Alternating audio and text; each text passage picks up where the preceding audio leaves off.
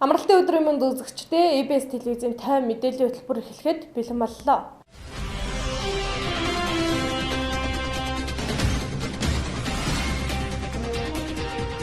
Өнгөрөх 7 хоногт цэргийн шинжилсэн бүртгэл энэ сарын 11 хүртэл үргэлжлэн галт тэргээр үйлчлүүлж байгаа иргэд тогтмол маск зүүх шаардлагатай.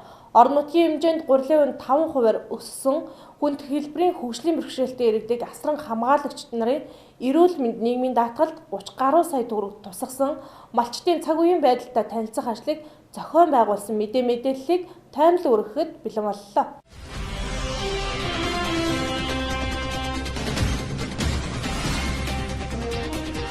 Эхний мэдээллийг хүргэе. Энэ оны цэргийн шинжилсэн бүртгэл орон даяар 1-р сарын 20-наас эхэлсэн. Тэгвэл өнөөдрийн байдлаар дээрх бүртгэл аймгийн хэмжээнд 69.5% явагдаж байгааг албаны хүн онцолж байлаа.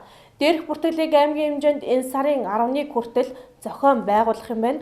Бүртгэлд хамрагдаагүй иргэдийг зөрчлийн тухай Монгол Улсын хуулийн 15-ийн 17 дугаар зүйлийн 3 дахь заалтын дагуу 100 мянган төгрөгийн тэмцэх хэмжээний мөнгөөр торгох юм байна. Аймгийн хэмжээнд цэргийн албаны тухай хуулийн дагуу аймгийн засаг даргын захирамж гарч цэргийн бүртгэл явуулж байгаа. 1-р сарын 10-наас 1-р сарын 20-ноос 2-р сарын 10-ны хооронд анхан шатны нэгж буюу багийн байруудаар багийн засаг даргын байранд цэргийн бүртгэл явуулж байгаа. Одоогийн байдлаар яг өнөөдрийн байдлаар аймгийн хэмжээнд 69.7% явуулж байна. Багийн засаг дарга нарт бид нэр чиглэл өгсөн байгаа. Өмнөх 18-17 он ч юм уу бүртгэлж амжаагүй иргэд одоо багийн нэгжээр очиод бүртгэлээ хийхэд өмнөх бүртгэлээгүй асуудлын торгуулийн журмаар биш сануулгах маягаар зөвдөмж өгөөд тэгээ бүртгэл явагдана. Одоо харин бүртгэлд амрагдаж амжаагүй иргэд бол зөрчлийн тухай хуулийн дагуу 101 тэнцэх хэмжээний мөнгөөр торгохоор юм хуулийн залттай байна. Цэргийн бүртгэлийг засаг захиргааны анхан шатны нэгж болох хорон дээр зохион байгуулна. Цэргийн бүртгэл явуулах журмыг Батлан хамгаалахын сайдын 2017 оны аан 331-р тушаалаар баталсан бөгөөд уг журмын бүртгэлийн ажлыг зохион байгуулдаг байна. Цэргийн бүртгэлийн тогтолцоонд цэргийн бэлтгэл үүрэгтний тоо чанарт дүн шинжилгээ хийх үйл ажиллагааны цогт ажиллагаа юм а. Цэргийн албаны тухай хуулийн 34-р зүйлийн 34-ийн 3 дахь хэсэгт цэргийн бэлтгэл алба хаах насны иргэн жил бүр цэргийн бүртгэлд бүртгүүлж цэргийн үүрэгтний үнэмлэхэд тэмдэглэгээ хийлнэ гэж заасан байдаг.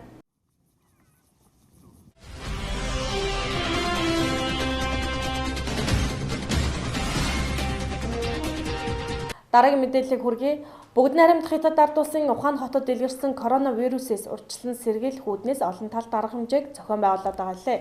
Энэ хүрээндээ Монгол Улсын хэмжээнд олон нийтийн арга хэмжээг зохион байгуулахыг хориглосон. Харин иргэд хот хооронд явахдаа Эрдэнэт өртөөгөр ихээхэн үйлчлүүлдэг. Тэгвэл Эрдэнэтээс Улаанбаатараас Эрдэнэтийн чиглэлд үйлчилгээ үзүүлж байгаа 16 галт тэрэгний үйлчлэгч нар иргэдэд маска зүүж үйлчилгээ авахыг анхааруулж байгаа юм а. Мөн иргэд маска зүүн гэдэг нь өөрсдийнх нь ухамсараа шалтгааллах асуудал гэдгийг төдийлөн шахах боломжгүй гэдгээс албаны хүн онцолж байсан.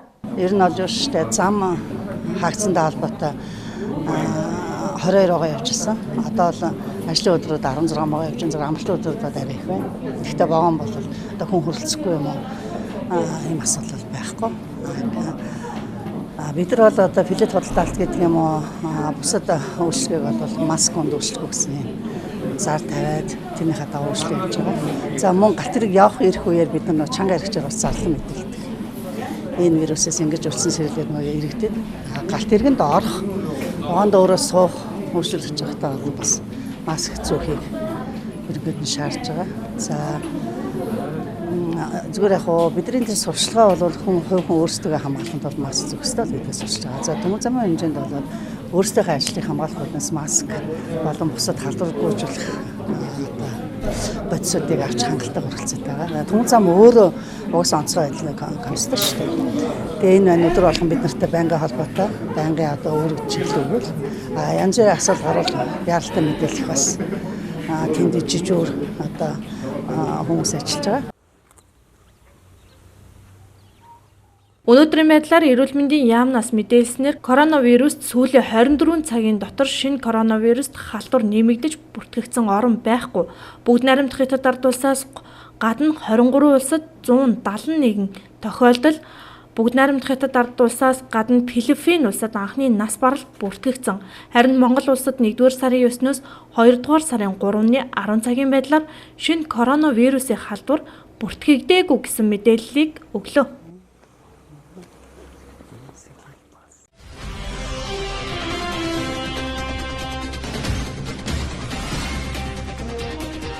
Мэдээллийн тайм хөтөлбөрт анхаарлаа хандуулж байгаа үзэгчдээ баярлалаа. Дараагийн мэдээллийг хүргье. Орхон аймгийн Баян-Өндөр сумын засаг даргын 5 газрын албан хаагчид коронавирустай холбоотой зөвлөмж болон орон нутгийн удирдлагуудын гаргасан тушаал шийдвэрийг өнгөрсөн 7 хоногт томоохон худалдааны төвүүдийн худалдаачид болох холбогдох албанд хүмүүст хүргэж үнийн хөөрөгдөл үүсэхгүй байх талаар анхаарал зөвлөгөө өгч ажилласан байна. Мөн энэ өргөн хэрэглээний барааны үнийн судалгааг хийж ажиллажээ. Мөн өргөн хэрэглээний хүнсний бүтээгдэхүүний үнийн судалгааг хийсэн байна. За аймгийн статистикийн 2019 оны 12 дугаар сарын үзүүлэлттэй харьцуулахад өндөгний үн 0.7%, цэвэр сүв 0.9, тал 0.9, ургамлын тос 0.3%, луун 15%-аар одоо тус буурсан үзүүлэлт гарсан байна.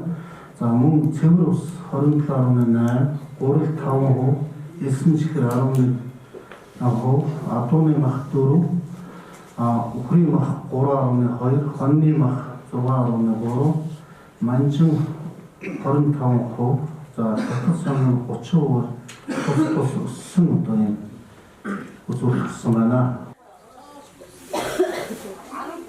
Барааны үнийн дүнг харьцуулбал 2019 онд үхрийн ястай мах 9267 төгрөг байсан бол 2020 онд 9500, хоньны ястай мах 7300 төгрөг байсан бол 2020 онд 7867 төгрөг, ямааны ястай мах 6400 байсан бол энэ онд 6500, нэгдүгээр зэргийн гурил 1100 төгрөг байсан бол 1150, элсэн чихэр килограмм 1800 байсан бол энэ жил 1800, цагаан бодоо 2300 төгрөг байсан бол энэ жил 2300 төгрөг, шингэн сүүл литр нь 2500 байсан бол энэ жил 2000 төгрөг болж буурсан байна.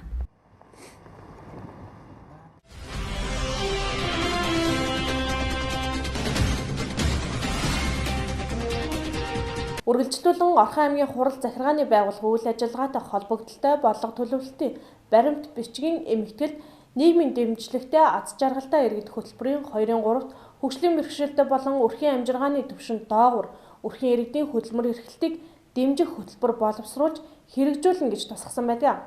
Үүнд хүнд хэлбэрийн хөгжлийн бэрхшээлтэй хүүхдээ гэрээр асарж байгаа ажил хөдөлмөр эрхлэх боломжгүй асран хамгаалагчдын эрүүл мэнд болон нийгмийн даатгалын зардлыг орон нутгийн төсвөөс хариуцна гэж тусгасан байдаг. Үүний хэрэгжилт хэрхэн хэрэгжиж байгаа талаарх мэргэжилтэнгээс тодрууллаа.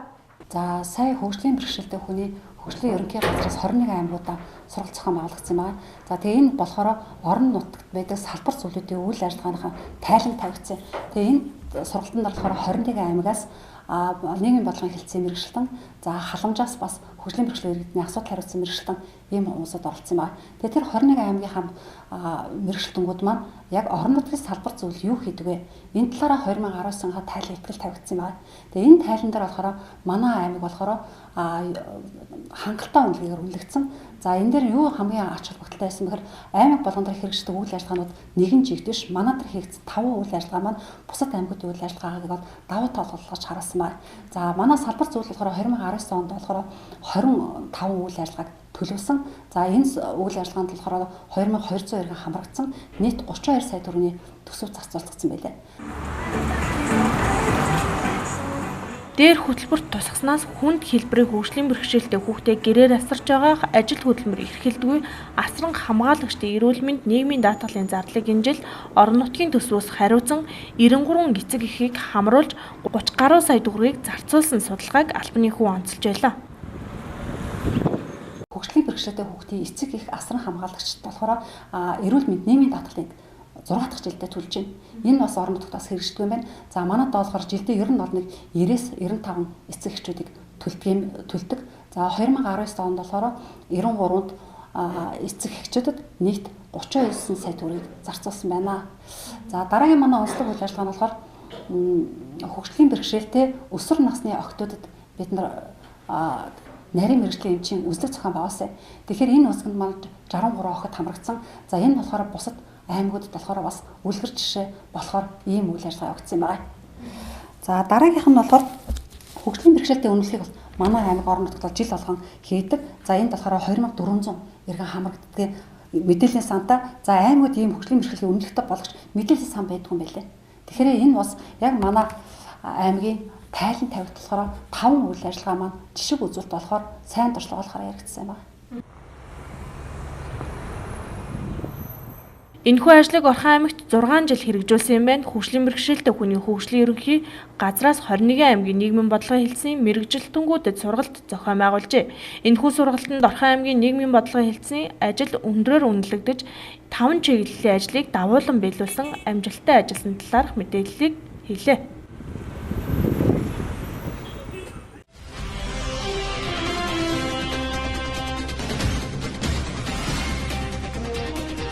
Дараагийн мэдээллийг хүргэе. Орхон аймгийн засаг даргын захирамжийн дагуу малчтынхаа өнөөдрийн нөхцөл байдалтай танилцах ажлыг Баян өндөр сумын мэрэгжилтэнгүүд ажлын хэсэг зохион байгуулж ажиллаж эхэлжээ. Өнөөдрийн байдлаар 4 чиглэлд малын эмч нар 25 өрхийн 151 малд үзлэг, хүний эмч нар 62 өрхийн 92 иргэнд үзлэг хийж, нийгмийн даатгалын төлөөлөгч нар 80 өрхийн 114 иргэнд нийгмийн даатгалын зөвлөгөө өгч ажиллаж байгаа юм байна.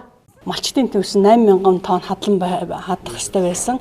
Эндээс 8,600 тонн хадлан 100%-аар бол малчтын төвшөнд хадлан тижээлэн бол 100% хангасан. Аймаг сумын аюулгүй нөөцөд бол урд жилд бол нэг сум болгон 100 тонн тижээл 30 тонн одоо 100 тонн өвс 30 тонн тижээл бэлтгэх засгийн газрын 285 дугаар тогтоолоор тийм төлгөө өгсөн. Аймгийн аюулгүй нөөцөд бол нэг 20 тонн өвс 10 тонн тижээлийг бол бэлдсэн манайх.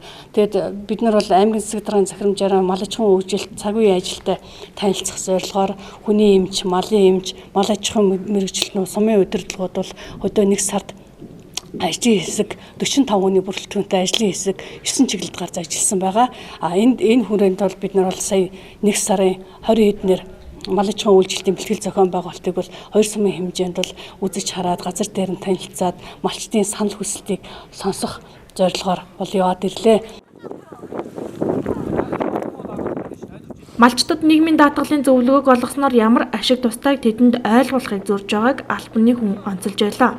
Энэ жил манай аймгийн хэмжээнд 1119 өрхөнд 126,000.8 мал үйлжиж байна гэсэн статистик тоо гарсан байна. Мөн энэ жилийн үйлжилт цас оройтож орсонтой цасан бүрхүүл тогтсон. Цаашид цасны хэмжээ нэмэгдэх юм бол малчтад хүндрэл үүсэх юм байна гэдгийг албаны хүн онцоллоо.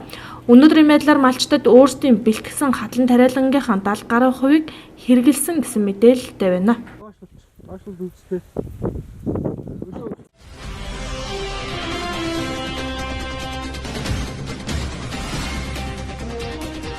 Дараагийн мэдээллийг хүргэе. Аймгийн засаг даргын 2017 оны 12 дугаар сарын 7-ны өдрийн 729 дугаар захирамжийн аймгийн аварга малчин, аймгийн аварга тариаланч хамт олон аймгийн аварга тариаланч шалгаруулах журмыг тус баталсан. Энэхүү журмын хүрээнд аймгийн нийгэм эдийн засгийн хөгжил, мал аж ахуйн газар тариалангийн салбарт амжилттай гаргасан нэр бүхий тариаланчдыг 2019 оны аймгийн аварга тариаланчаар шалгаруулах засаг даргын зөвлөлийн хурал хуралдаж дүнгээ гаргалаа. Аймгийн аварга малчин, за аймгийн аварга тариаланч, аймгийн аварга тариаланч хамт олныг шалгаруулах журмыг 2017 оны 12 дугаар сарын 7-ны өдрийн засаг даргын А дороо 729 дугаар захирамжаар баталсан байдаг. За энэ журмын шаардлага хангаж байгаа иргэн, малчин, тариаланчдын материалыг бол сая зөвлөлийн хуралаар орууллаа. За журмаар бол жил бүр аймгийн хэмжээнд 2 малчин, за 3 тариаланч, 1 тариаланч хамт олныг бол аймгийн аварга шалгаруулах журамтай. За энэ удаад бол бид засгийн зөвлөлийн хурал 4 малчин, 5 тариаланч материал орууллаа. За үүнээс бол 3 малчин маань аймгийн аварга болцол хангалаа. Шаардлага тэнцлээ. За 3 тариаланч хангалсан. Аймгийн засаг даргын зөвлөлийн хурал дээр аймгийн алдарт уяач, шилдэг уралдаанч хүүхэд шалгаруулах тухай нийгмийн бодлогын хэлцээс аймгийн алдарт уяач дээр 4 хүн, шилдэг уралдаанч дээр 5 хүүхдийн нэрсийг оруулж ирсэн юм а. За аймгийн алдарт уяачаар Эрдэнэт хорд галын уяач Ган зориг. За Орхон аймгийн Баян өндөр сумын уяач Б Цэвэн сүрэн. За Орхон аймгийн Баян өндөр сумын уяач Ц Пүрэв сүрэн. Орхон аймгийн Баян өндөр сумын уяач энэ Пүрэв сүрэн гэсэн дөрвөн одоо уяачийг алдарт уяачийн болцолд. За аймгийн шилдэг уралдаанч хүүхдээр Наран Цогцбор сургуулийн 9 дугаар ангийн сурагч Бүрэнбаатар, Ирээдүйн одод сургуулийн 4 дугаар ангийн сурагч Бат Цэнгэл, 20 дугаар сургуулийн 5 дугаар ангийн сурагч Б Цэндочир, 15 дугаар сургуулийн 7 дугаар ангийн сурагч Б Ган Эрдэнэ, Маргал хэцээ сургуулийн 8 дугаар ангийн сурагч Тамир гэсэн за мөн 5 хүүхдийг аймгийн шилдэг уралдаанч хүүхдээр оруулж ирж байгаа саналд. За эдгээр одоо уяач болон уралдаанч хүүхдүүдийн гаргасан амжилт за энэ журамд нийцэж байгаа хэсэгтлэр амжилтуудыг ард бас авсралтаар нэг бүршилтэнд дурдж өгсөн байгаа. За Аймгийн алдарт уяачаар Эрдэнэт хурдын галын уяач Ган зориг, Баян өндөр сумын уяач Цэвэн сүрэн, Баян өндөр сумын уяач Пүрэв сүрэн нар харин аймгийн шилдэг уралдаанч хүүхдээр Наран Цогцбор сургуулийн 9-р ангийн сурагч Бүрэнбаатар, Ирээдүйн одод сургуулийн 4-р ангийн сурагч Бат Цэнгэл, 20-р сургуулийн 5-р ангийн сурагч Цэндочир, 15-р сургуулийн 7-р ангийн сурагч Ган Эрдэнэ, Маргад хэцээ сургуулийн 8-р ангийн сурагч Тамир нарыг засаг даргын зөвлөлийн гишүүд дэмжин шалгарууллаа. Аймгийн засаг даргын захирамж гарч цагаан сарын өмнө шагналыг гартуулах юм а.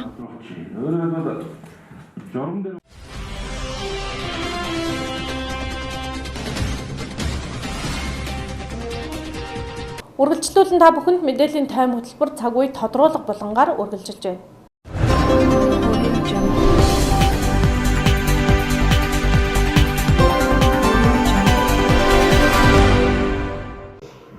Сайн мэцгэн үзэгчдээ EBS телевизийн цаг үе тодруулах болонд аймгийн боловсрол соёл урлагийн газрын дарга Бат Амглаа оролцож байна. Сайн минь танд энэ өдрийн мэнд хүргэе. За тэгэхээр өнөөдрийн байдлаар дэлхийд дахинд хамгийн ихээр яригдаад байгаа коронавирусын тархалт гэж яригдаад байгаа. Энээс Монгол улс урьдчилан сэргийлэхээр нэлээдгүй олон ажил хийгээд байгаа. Тэгэхээр боловсролын салбарын үйл ажиллагааг бас 3 сарын 2-ны хүртэл зогсоосон байгаа шүү дээ. Энэ хүрээнд манай аймгийн хэмжээнд одоо аймгийн хэмжээнд үйл ажиллагаа явуулдаг сургуулийн багш ажилчдын ажлыг бас яаж зохицуулж байгаа вэ?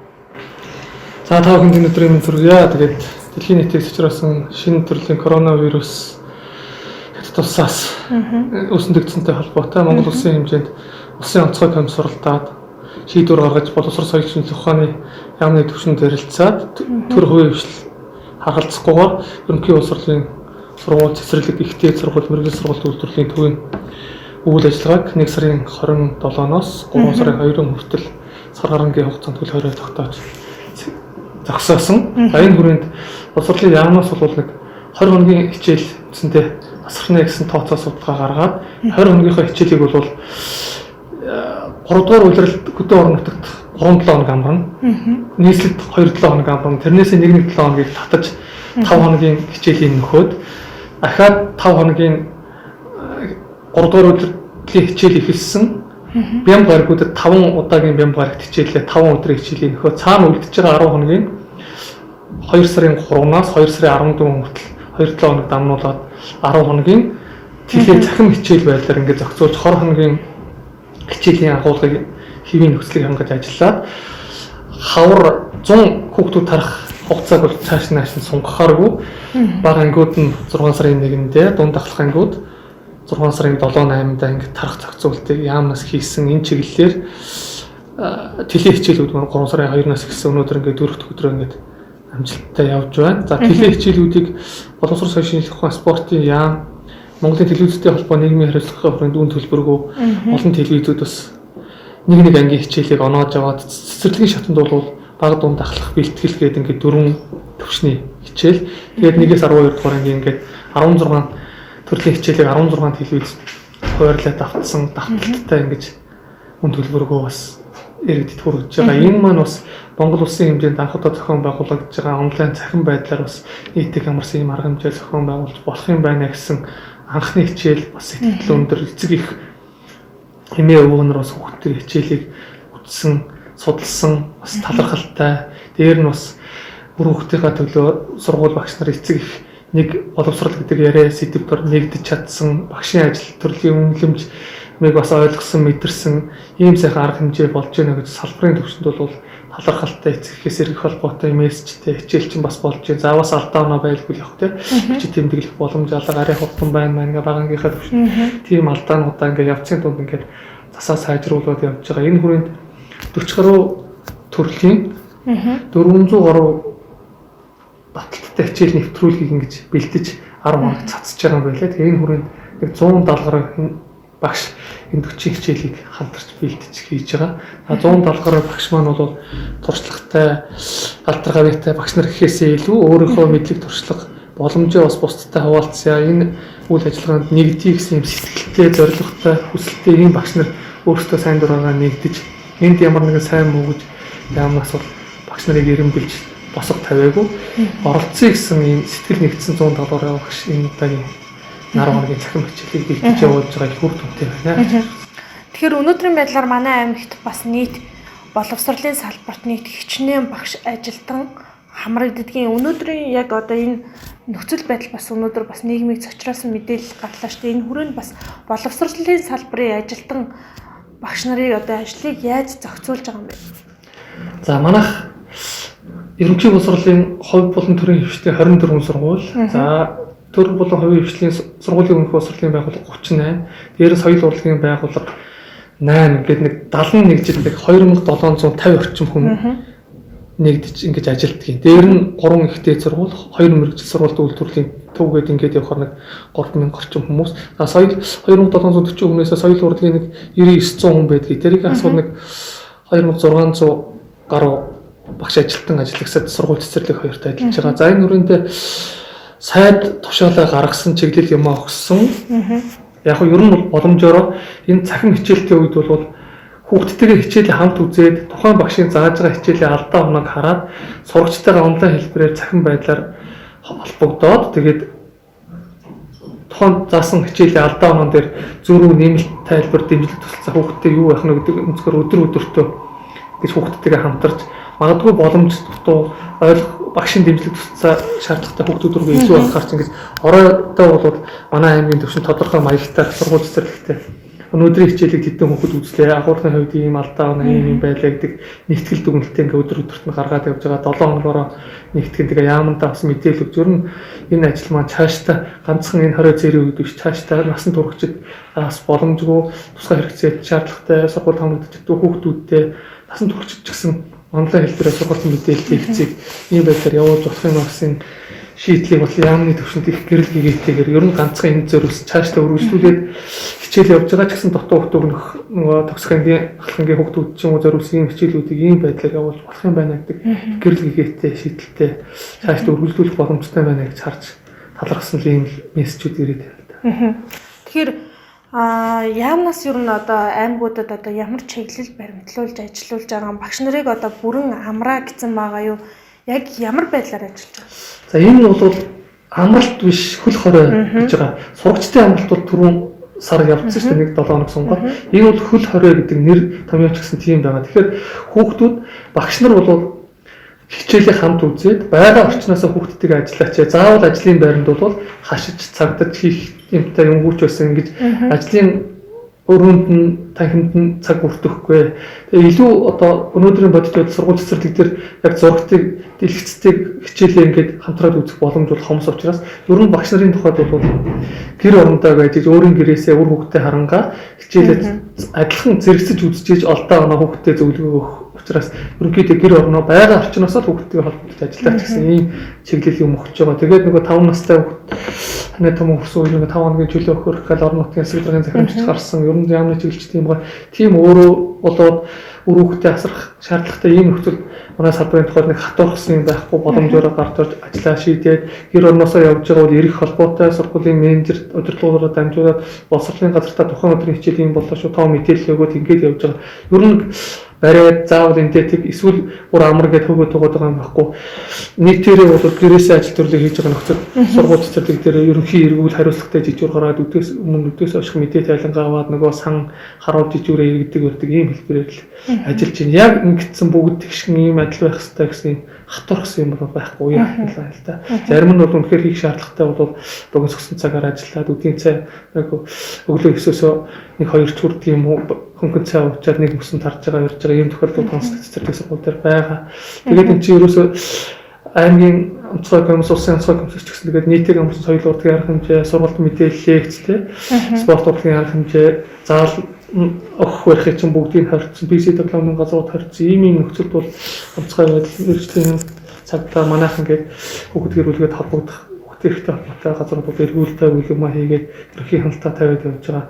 Хөл хорой тогтоогоод энэ ажил юм зөвхөн Монголд асуусан ноцтой хил ам татсан юм асуу гараагүй бай. За дархны тухайд бол өнөөдөр тийм мэдээлэл авсан харамсалтай. Энэ бол одоо тэгээд сошиалар янз янзаар бичиж байна. Энийг бол тэгээд мэргэжлийн байгууллагууд нь өөрсдөө үзэж хараад дүгнэлтийг маш ач чадантай гаргах баг. Гэхдээ энэ бол энэ дээр одоо хувь иргэний хувьд төрийн бас байгууллага янз янзын үнцийг илэрхийлж байна. Энийг бол сайнаасаа саарна их байдаг. Сайн гэрлэгтэй юм бас төрүүлж мэдээд ингэж цацдгүй мөртлөө хүний эмзэг сэдв дээр ийм болцсон. Энийг хийж хүсэж төлөвлөөгүй шүү дээ. Тэгээд ийм гарлаа. Энэ дээрээс алдаа онон дээр дүгнэлтээж ахаад хөөхөд өгөхгүй, ахаад ийм алдаа тогтохгүй гэдэг өнцгөөс нийгмээрээ улсын хэмжээнд л анхааруулах сэрэмжлүүлэг явж байна. Аль болох одоо хөшөө төр ажил руу татахгүй байхтай хүүхдтэйгээ байх юм нөхцөл гэл ийм асуудлууд яригдж байгаа учраас энэ харамсалтай. Дахиад давтах гоо байх талаар бүх шатндаа хичээж багуулж ажиллаж эцсийн зорилго бол хүүхдийг сургах гэж байгаа хүмүүжүүлэх гэж байгаа зорилго төр нэгдэж ер нь бол энэ цахим хичээл дээр бол бас боловсролын салбарын мөн чанарыг хүүхдэд хүргэж байгаа ачаал тэгээд бас хамтардаг. Эмээгүй нүртэл одоо тэр нөгөө биеийн тамир дуу хөгжмийн хичээлүүд маань бас 5 минутаар богцсон хэлбэрээр дасгал хөдөлгөөний дагаж хийдэг. Ингээд хүүхдтэйгээ ярилцаа зөв буруугээд ингээд ярихаар бол чихэн гэр бүлийн халуун дотноор амьсгал бүрдэж байгаа. Бас нөгөө өнцгөөсөө хэцүү юм байна шүү. Мэдрэлээ, мэдлээ, боловсролын ажил ачааллыг гэдэг ингэж байгаа бас нийгэмд бас зөв уур амьсгал нэг багшийг буруу зуруу ярьдаг энэ асуудлууд бас нэг талдаа ойлголцох бас төхөнтэй алхам болж байна. Тэгээ манай орон нутгийн телевизүүд бас энэ хүрээнд нэгдээд энэ одоо жишээ нь 2 3 4 хүүхэдтэй ч гэлээ юу байгаа шүү дээ. Тэгэхээр сувгаа булаацлах нөхцөл юм бас нэг өрхөд байдаг. Ийм өнцгөөс телевизүүдийг бол давтах. Тэгээд яам маань бас боловсролын чиглэлээр контент үлддэг сайтуудтай бас хамтын ажиллагааны гэрээтэй давтаж гаргах барих. Үүнээс зүгээр сошиал ертөнцид задгаа хаяур нөгөө хүүхдүүд хоорондоо бас буруу зуруу цахим орчинд гिचнэгдэг өнцгөөс тэр гэрээ мэрийгээ бол бас бодож ич хийсэн байлаа. Тэгээд дээр нь орон нутгийн телевизүүд маань нэгэнт улсаас бэлтгэсэн бэлэн контентыг хэвлэл мэдээлэлтэй ярьж байгаад аваад 5 6 телевиз 1-12 дугаар ангийн бүх хичээлүүдийг 2 3 ингэж хуваарлж аваад бас орон нутгатаа давтаж байгаа. Энэ бол бас манай орон нутгийн телевизүүд нийгмийн хариуцлагын хүрээнд боломжийг бас олгож хүүхдүүдэд те олон хүүхдтэй магадгүй хичээлээ нэг яваад өнгөрсөн архиж үзэх шаардлагатай эцэг гэсэн ажил тараад үзэх юм боломж нөхцөлийг олгож байгаа. Бас орон нутгийн телевизүүдэд бас талархаж байна. Тэгэхээр яг энэ хөл хорой тогтоогдсон энэ үеүүдэд багш нар богиносгсон цагаар ажиллаж байгаа гэж энэ дээр бас одоо дээрээс нь мөн одоо юуны ардаас бас нэг цалин үлсний асуудал яригдэн шүү дээ. Яг энэ хөл хорой тогтоосон үед багш нарын цалинг бүрөө олох уу альсвал ажилласан цагаар нь олох уу гэдэг асуудал. Тэр бол сайд бүр телевизийн ярилцлагатай болсон. Энэ бол багш нараа шалтгаалаагүй, хүүхдээ шалтгаалаагүй. Давагдшгүй хүчин зүйл те гамшиг эрсдэл ийм нөхцөлд цаанаасаа улсын хэмжээнд төлөөрөө тогтоосон учраас багш нарын цалин мөнгөнд нөлөөлөхгүй. Гэхдээ багш нар маань үндсэн 19 цаг заах хэрэгтэй гэсэн нормтой. Тэгээ яг хариуцсан дээр 21-22 цаг гэдэг ингээд заадаг хичээлүүд яг гүйцэтгэлээр хичээлээ орохоор тийм тохиолдлууд байдаг. Тэгээ яг самбарын өмнө зогсож 22 цаг мөгийнхаа хичээлийг заагаагүй учраас 19 цагаараа ч юм уу тооцож үндсэн цалин тэр зэрэг мэргийн нэмэгдэл эдгээр нь бол багшаас шалтгаалаагүй учраас ямар ч тохиолдолд энэ хорой зэр тогтоосон нөхцөлд саадгүй олдноо гэж. За тэгэхээр дээрэс нь одоо ингээд тэл хичээлийг зааж эхэлж байна. Одоо ингээд багш нарын асуудал бол мэдээж манай аймагт бол одоо багш нарыг заавал ингээд сургууль дээр одоо ажлын цаг дуустал ингээд бай гэж шаардаагүй гэж уян хатан байдлаар ажиллаулж байгаа гэж байна. Энд бас одоо багш нарын бас байр суурь ямар хөө байгаа вэ? Одоо цаана одоо бас нөгөө нэг гэр бүлийн асуудал үр хүүхэд яригдчихэж байгаа шүү дээ. Багш нарын байр суурь юу яг ямар шүү багш вэ? За ерөнхийдөө яг уу бид бас тодорхой сургууль цэцэрлэгүүдээр өдөрт нь эргээд сургууль дээр ер нь бол үндсэндээ би өчигдөр нэг баруун талын 2-3 цэцэрлэг нэг сургуулиар ороход байхгүй юм лээ. Менежер захирлууд нь ерөнхий эрүүл маягаар ирээд явж байгаа. Ганц нэг ангитай ирэх юм уу маа үзэх харах энэ орж гарч байгаа багш нар байсан. Ихэнх нь бол гэр орондоо байгаа.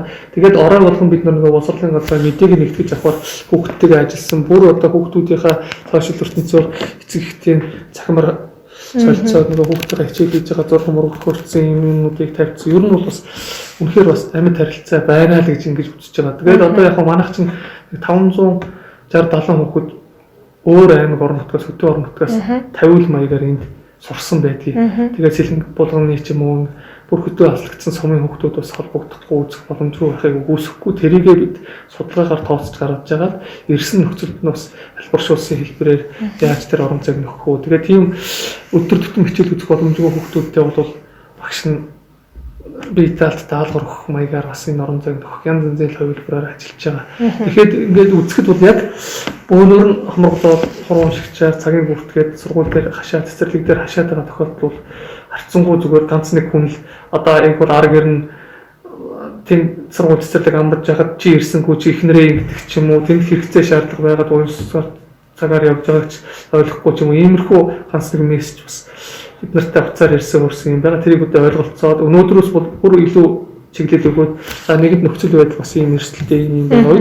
Онлайн хичээл үзэж байгаа үед багш нар ерөнхийдөө телевизээ үзэх орчин ч гэсэн гэр орондоо байгаа учраас гэр орноосоо төлхөө ажил төрлөө хийгээд холбогдоод ирэх холбоотой мэдээ тайлангаар нь оройдоо нэгтгэл юм аа ингээд өгөөд байгаа л гэсэн юм байна. Тэгэхээр таны хувьд бас түрүүн ярианд дурддагчээсэн аймаг орон нутагт үйл ажиллагаа явуулж байгаа фиси тоглоом болон заалын үйл ажиллагаануудыг зогсоосон мэдээж. Энэ дээр одоо боловсролын салбараас одоо фиси тоглоом дээр хэр хяналт шалгалт зохион байгуулсан байгаа вэ? За PC тоглоом талдаа бол хүүхэд гэр бүл цагдаа мэргэжлийн хяналт эдгээр голж явж байгаа. Сургууль талдаа нэг багшийн ажил байрандаа байгаа цаг хугацааг тэмдэглэх спорт заалны ашиглалт гэдэг нийтийн мөрсөн сонгол секц зориулсан гэдэг өнцгөрөө сургууль цэцэрлэгээ иргэд тавих ажлаа бол манайх голдуу хийж байна. Ер нь бол 7 хоног болгоны эвт гэдрийн шуурхай мэдээлэл дээр бас мэдээлэл өгч явж байгаа. PC тоглоомын газрууд төрчил дутагдaltaй бодлого зөрсөн ийм асуудал бол харцсангүй ярилцахгүй байгаа. За баярлалаа үзэгчдээ өнөөдрийн цаг үе тодруулах болно. Боловсрол соёл урлагийн газрын дарга Батамглаа оролцлоо. Мөн дашрамд дуртахад манай телевизээр 6, 8 дугаар ангийн хичээлүүд орж байгааг та бүхэнд хүргье.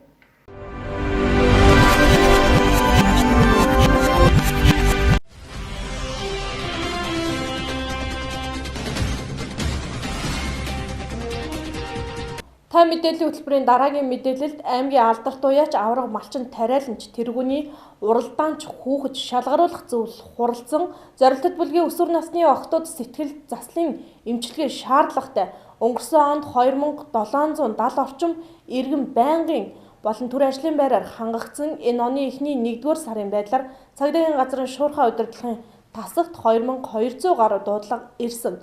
Гэмтэргийн 41% гэр хороолт үйлдэгдсэн аймгийн авто тээврийн төвөөс авто үйлчилгээний газруудад ангиллын гэрчилгээтэй бодлох ажлуудыг зохион байгуулсан мэдээллийг одоо хүргье.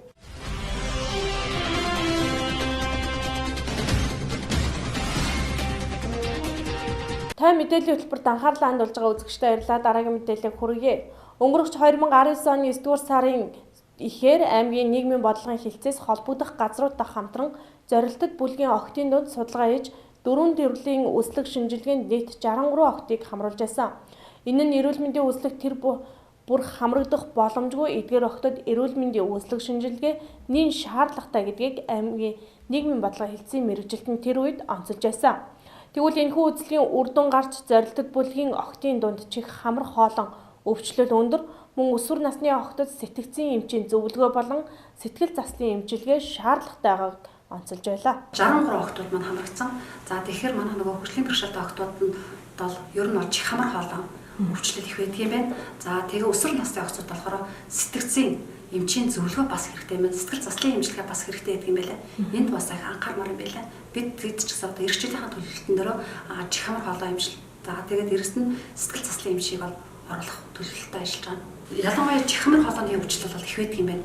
Тэгээд тэрнтэй холбоотойгоор бид тэгэд хувийн эмнэлгүүдээр уялдуулж өгсөн. Тэгээд хувийн эмнэлэг дээр очиод чихмэр хоолойны хэмжлэг бол бүр хийгээд тэгээд за яг асуудалтай бол 23 хүүхэд маань бүр эмчлэгдсэн шүү дээ. Гэхдээ энэ бол чихмэр хоолойны өвчлөлтэй хүүхдүүд байсан шүү.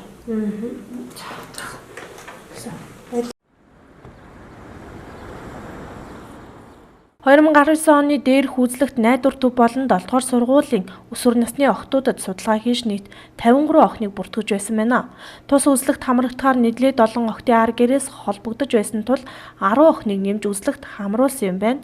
Мөн дээрх үзлэгт хамрагдсан хүүхдүүд ямар нэгэн эмгэг өвчлөлтөд гарсан тохиолдолд эмчилгээг давхар хийж ажилласан байна. Дээрх ажлыг энэ жил зохион байгуулахдаа чих хамар хоолой нарийн мэргэжлийн эмч, сэтгцэн эмч болон сэтгэл заслын эмчилгээнд хамруулж ажиллахыг онцоллоо.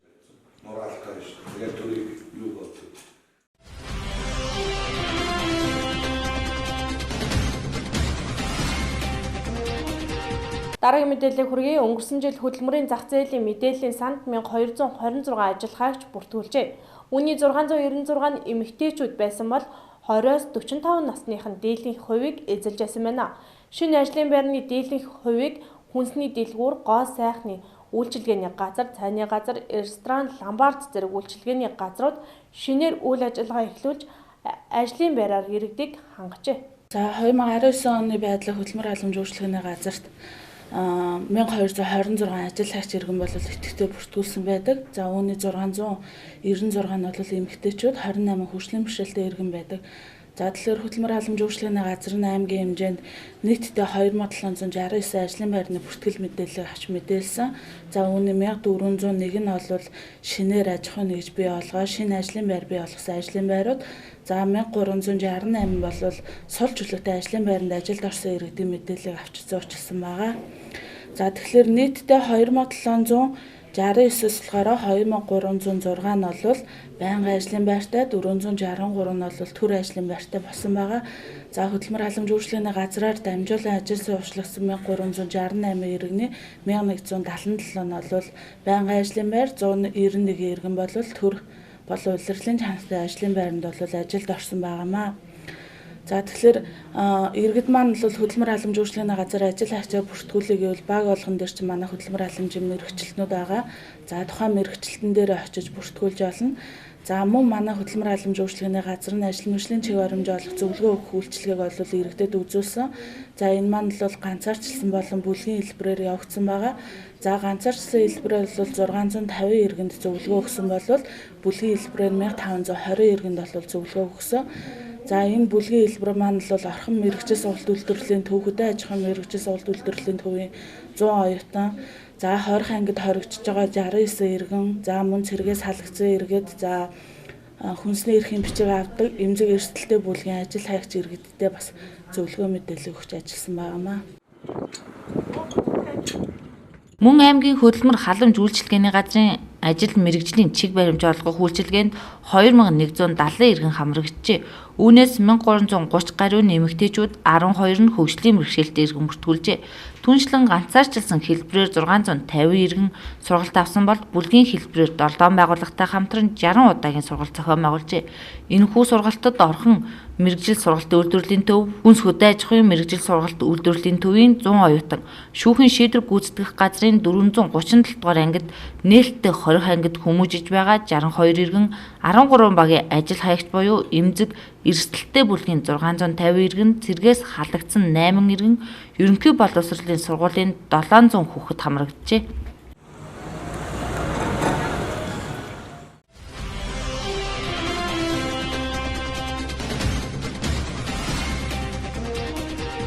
Дараагийн мэдээлэл хүргэе. Цагдаагийн газрын шуурхай удирдлагын тасган, жижүүрийн шуурхай удирдлагын төв, холбоо, статистик гэсэн 3 төрлөөр үйл ажиллагаа нэгтгэн явуулж байгаа бөгөөд 102 тусгай дугаарт ирсэн дуудлагыг ангилан задлж түүн дээр дүгнэлт хийн хэрхэн ажиллах талаар гаргалгаа гаргах юм байна. Мөн аймгийн хэмжээнд гарч буй гэмт хэрэг зөвшлийн шалтгаан нөхцөлийг тодорхойлох багийн дарга нарт мэдээлэл өгсөн зорилтод арга хэмжээг авч хэрэгжүүлж байгааг онцолж байлаа. За 2020 оны эхний 1-р сарын байдлаар аймгийн хэмжээнд бүртгэгдсэн гэмт хэрэг зөрчил, за мөн эрүүл аж ахуйн нэгж байгууллагаас ирүүлж байгаа дуудлага мэдээллийн судалгаа гарсан. 2020 оны эхний 1-р сарын байдлаар нийт Орхон аймгийн хэмжээнд цагдаагийн газрын тусгай дугаарын 102 дугаараа утсанд 2233 мэдээлэл ирсэн байна. За энэ мэдээллийг бол бид нэр цагдаагийн газрын тусгай дугаарын 102 дугаараа утсаар аваад за гэмтэрэг зөрчлийн шинжтэй бол Toim хаяг руу гэмтэрэг зөрчлийн дуудлага мэдээллийг иргэдэнд буцааж хүргэдэг ийм ажлыг бас зохион байгуулж байгаа. За энэ ажил маань 2020 оны 1-р сарын 6-ны өдрөөс Монгол улсын хэмжээнд мэдээлэл дүн шинжилгээ шуурхай удирдлагын албанаас бол зохион байгуулж улсын хэмжээнд иргэдтэй цагдаагийн байгууллагын тусгай дугаарт ирүүлсэн дуудлага нь хэрхэн яаж шийдвэрлэгдэж байгаа. За ямар шатанда яваа. Үнэхээр гэмт хэрэг эсвэл зөрчил за тухайн иргэнээс ирүүлсэн дуудлага мэдээлэл нь айл байцаагчдаар хэрхэн яаж шийдвэрлэж хянагдаж байгаа талаар нийтдээ энэ иргэдтэй дуудлага мэдээлэл ирүүлсэн иргэдтэй 12 төрлийн хариуг өөрийн телефоны оператор компаниудаараа Mobicom, Unitel, Skytel гэдэг өөрийн телефоны бүх оператор компаниудын утсаар бол дамжуулан иргэдтэй мэдээлэл хүргэдэг болсон. Шуурхай удирдлагын тасагт ирсэн ихэнх дуудлага нь хүүхдийн эрх ашигыг зөрчсөн, сэтгэл зүй болон гэр бүлийн хүч хэрхийлэлд өртсөн талаарх мэдээлэл эзэлж байна. Мөн ахын хүрээний архитан согтуурсантай холбоотой дуудлагууд дийлэн хувийг эзэлж байгаа юм байна. Мөн дуудлагыг багаар нь ангилж үзвэл уурхай чин цагаан чулуут оюут багийн иргэдээс дуудлага их ирүүлсэн байна. Ийм дэцэгчүүдийг бага насны хүүхдийн дэргэд архи согтуурлахундаа хэрэглэхгүй байх хэрүүл маргаан үүсгэхгүй байхыг анхаарууллаа. Хэрвээ энэ мэт тохиолдол илрүүл зөрчлийн хуулиар торгох арга хэмжээг авдаг юм байна.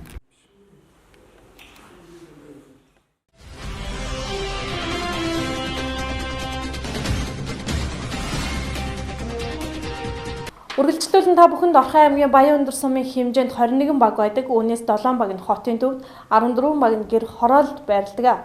Мөн тус сумд үйлдвэрлэлийн онцлогийг дагаад аймаг бүрээс шилжин иргэсэд их байдаг. Иймээс гэр хорооллын айл өрх нэмэгдэж, гэр хорооллын бүс тэлсээр байдаг.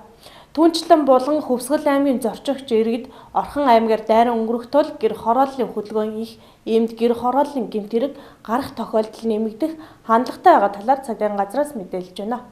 2020 оны 1 сарын байдлаар Орхон аймгийн цагдаагийн газарт нийт 70 гэмтэрэг бүртгэгдсэн байна. 70 гэмтэрэг бүртгэсэн урд оны 2019 оны 1 сарын өсөлтөд харьцуулахад 22.8%-аар гэмтэрэг маань өссөн байна. Нийт гэмтэрэг маань 70 гэмтэргийн 29 гэмтэрэг нь Орхон аймгийн Баян өндөр сумын гэр хорооллын нутгийн дэвсгэрийн багуудад үлдэгдсэн байна. Дээрх 29 гэмтэргийг дийлэх нь мөн нутгийн дэвсгэртэй хүний эрүүл мэндийн буюу халдшгүй байдлын эсрэг гэмтэрэг бас эзэж байна. 12 гэмтэрэг эзэж байна. Хулгайн гэмтэрэг 6 бүртгэгдсэн байна.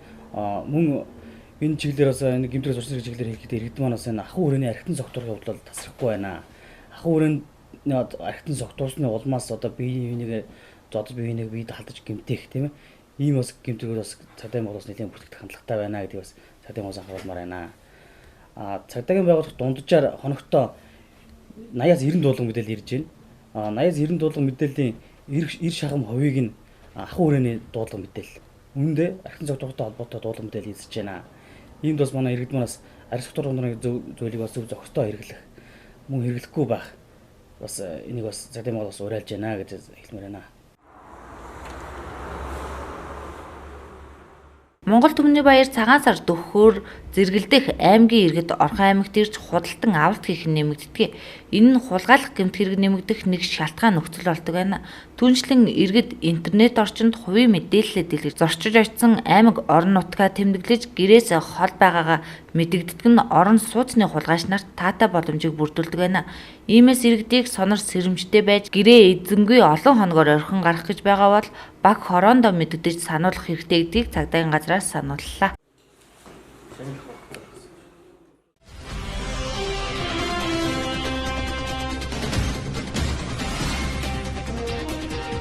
Мэдээллийн Toim хөтөлбөрт анхаарлаа хандуулж байгаа үзэгчдээ баярлалаа. Дараагийн мэдээллийг хүргье. Монгол улсад автомашин сүүлийн жилүүдэд нэлээдгүй нэмэгдэж байгаа. Энэ хэрээр автугаалга, автозасвар, автомашины тоног төхөөрөмж, тос тослогоо зардаг үйлчилгээний газрууд ихээхэн нэмэгдэж байгаа. Тэгвэл энэхүү газруудад хяналт шалгалтын ажлыг зохион байгуулж, авто үйлчилгээний чиглэлээр үйлчилгээ үзүүлж байгаа газруудад ангиллалын гэрчилгээтэй олох ажлыг өнгөрөгч 2019 оноос эхлүүлж хийсэн байна. Өнөөдрийн байдлаар 11 авто угаалгад хос тослогооны 2, авто засвар 4, сэлбэг худалдаа 1 гэсэн нийт 19 чиглэлийн үйлчилгээ үзүүлдэг газруудад албан ёсны ангиллалын гэрчлэгийг олгож ажиллажээ. Монгол улсад жил ирэх тусам тээвэр хэрэгслийн тоо нэмэгдэж байгаа. Үүнтэй уялдуулаад ард иргэд аж ахуй нэгж байгууллагууд түүнд үзүүлэх автоулчилгээний газрыг маш ихээр одоо бий болж байгаа. Үүнтэй уялдуулаад түүнийг тэдгээрийг нэгдсэн одоо систем бодлогот оруулахын тулд төрийн өмчийн бодлого зохицуулалтын газрын 2016 оны 50 дугаар тогтоолоор автоулчилгээний байгууллагад англи тогтоох үйл ажиллагааг аймаг орон нутагт зохион байгуулах заасан байдаг. Үүнтэй уялдуулаад манай автогийн үндэсний төвд автоулчилгээний хэлтс одоо шинээр бий болсон. За Орхон аймгийн хэмжээнд одоо бүртгэлтэй 80 гаруй одоо автоулчилгээний чиглэлээр үйл ажиллагаа явуулдаг, иргэн аж ахуй нэгж байгуулдаг. За тэдгээрийг 18 оны 5 дугаар сараас эхлээд одоо ангиллын гэрчлэгээжүүлэх үйл ажиллагаа явагдсан байгаа. Энэхүү үйлчилгээг нэвтрүүлснээр тээврийн хэрэгслийн бүх хил чиглэлээр үйл ажиллагаа явуулж буй аж ахуйн нэгж байгууллагуудын бараа бүтээгдэхүүнд хяналт тавин хаанаас хизээ ямар төрлийн бараа бүтээгдэхүүн оруулж ирсэн зэрэг баталгаат бүтээгдэхүүн зах зээлд нийлүүлэгдэх юм байна. Одоогоор иргэд хаана хизээ үйлдвэрлэсэн нь тодорхойгүй сэлбэг худалдан авч хөрөнгө мөнгөний хохирол учрах тохиолдол ихээр гардаг. Эргээд худалдан авсан газартаа хандхад цаанаасаа тэгж ирсэн барааг бид яах ч боломжгүй гэсэн үгээр иргэдийн амыг тагалдаг 8-ачдын асуудал тасрах юм байна. Энэхүү ажлыг хийснээр дээрх зөвчлөлийг бууруулах баталгаад худалдаа үйлчлэгээний газруудыг ажилуулах бүрэн боломжийг нээж өгч байна.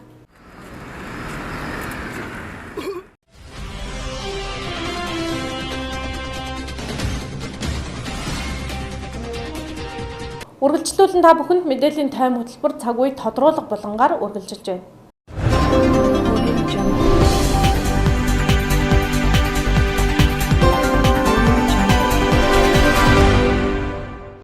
Сайн мэцхан үзэгчдээ ABS телевизийн мэдээллийн нэг цан хөтөлбөр тодруулах булангаар хүрэхэд бэлэн боллоо. Өнөөдрийн тодруулах буланд Орхон аймгийн автоеврийн төвийн дарга ядмаа оролцож байна. Таны өдрийн мэндийг хүргэе. За тэгэхээр 2019 онд бас аймгийн автоеврийн төв ямар төлөвлөгөөгөөр ажиллаж одоо оны эцэст хэдэн хувийн үнэлгээтэй бас ажлын гүйцэтгэл танилцуулсан байгаа вэ? За баярлалаа.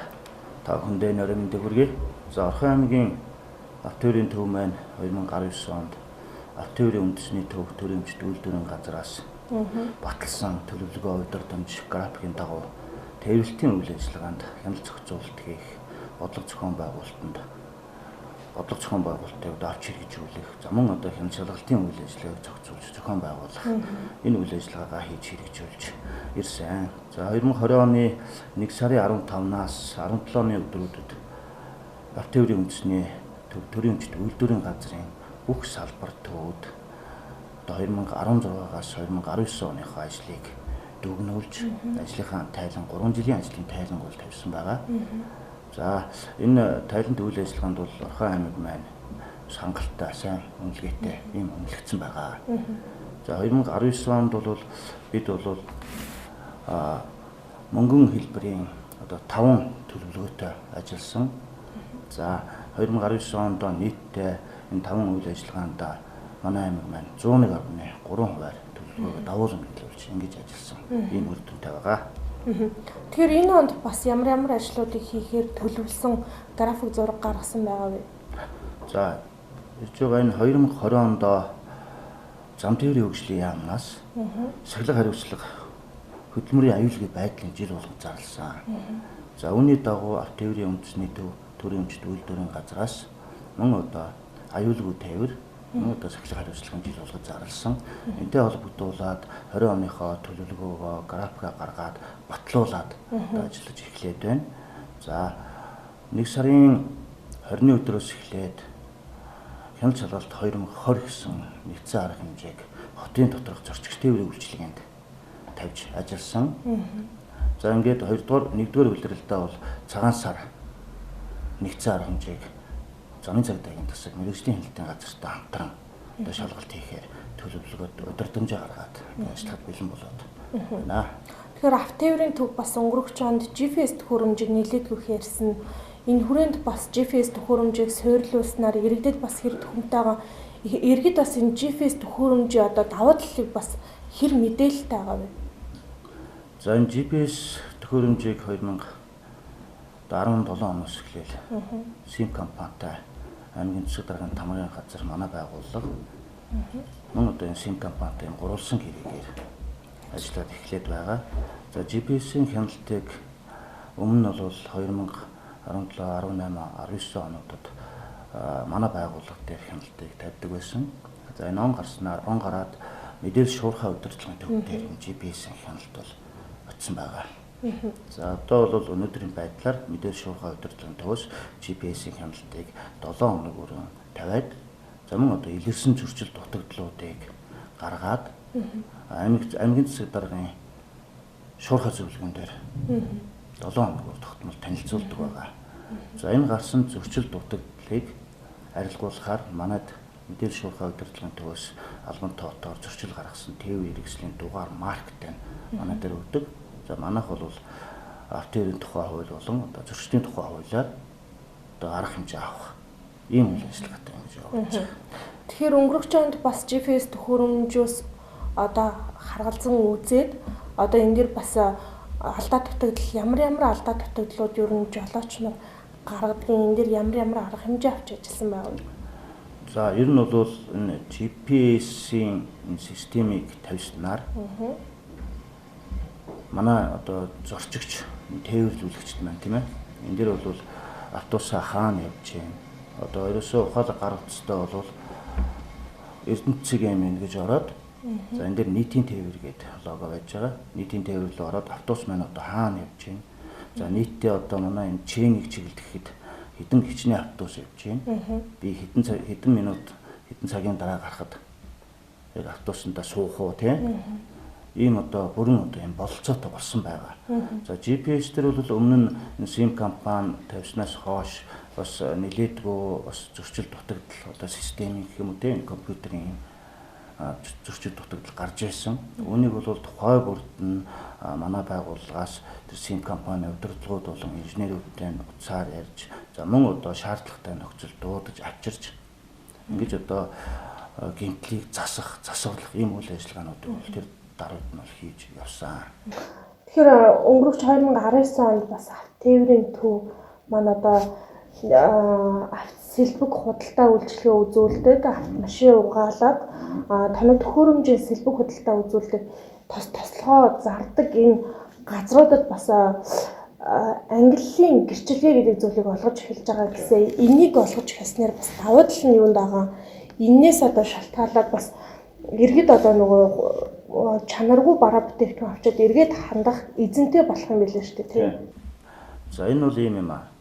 Автоүүлчлэгээний байгууллагууд өөрөөр хэлбэл авто засварын газрууд гэсэн үг тийм. Ер нь бол 2016 оноос өмнө бол ер нь бол хяналт бол байхгүй шахуу байсан.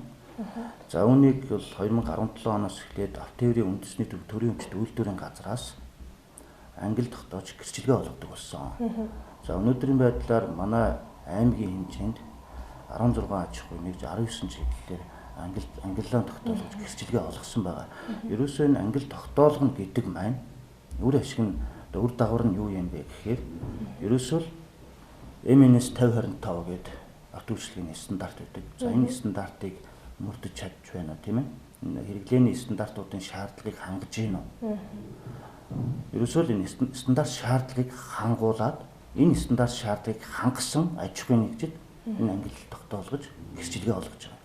За ангил тогтоолгосон аж ахуйн нэгжүүд маань бас автбокс CGM гэдэг сайт байгаа. Манай автотээврийн үндэсний төв. За энд бол бүртгүүлнэ. За хийж байгаа, үзүүлж байгаа засвар үйлчилгээнийхээ энэ ажлуудыг бол энэ сайттай бол шивж оруулна. За манай байгууллагаас бас автоүүлчлэгээ хариуцсан мэрэгжилтэн маань бас энэ тал дээр хяналт тавьж ингэж ажилладаг. Өнөөдрийн мэдлэр Орхон аймгийн хэмжээнд нийт хичнээн авто үйлчлэгээ үзүүлдэг газрууд эдийн одоо тэгэхээр 16 чиглэл 16 аж ахуйн нэгж байгууллагаар одоо 19 чиглэлээр үйл ажиллагаа хийж байгаа юм. Энэ бол бас 100%-аар үнэлүүл хэдэн хувьтай явж байгаа ажил гэж хэлэхээр.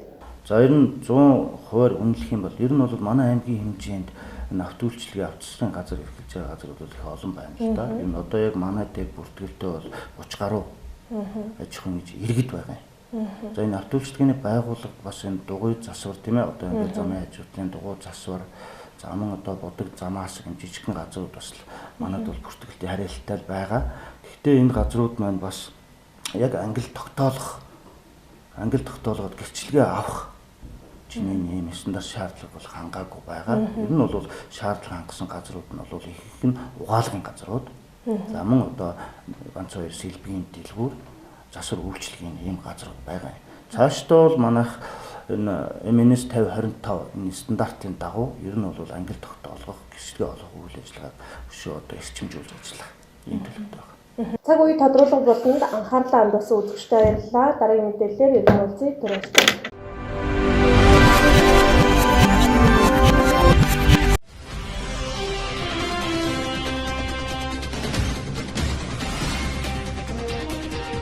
Та мэдээллийн хөтөлбөрт анхаарлаа хандуулсан үзэгчдээ баярлалаа. Дараа 7 хоногийн шинэ дугаараар шинэ мэдээллийн хөтөлбөрөөр иргэн уулзъя. Түр баяртай.